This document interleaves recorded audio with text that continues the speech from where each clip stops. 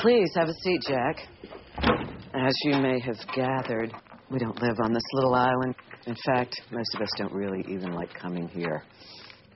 There's been an incident that I'm investigating, and I need to ask you some questions. So, I was hoping you may help me clear up a few of the inconsistencies.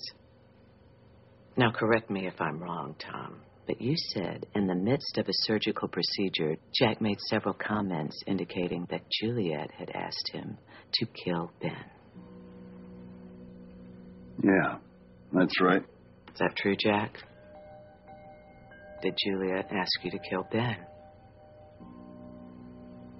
The question's simple. Did Juliet ask you to kill Ben?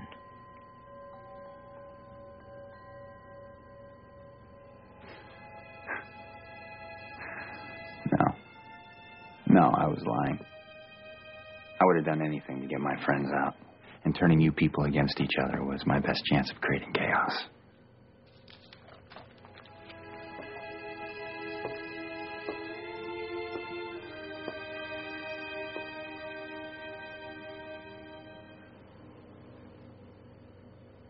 Why are you lying for her, Jack?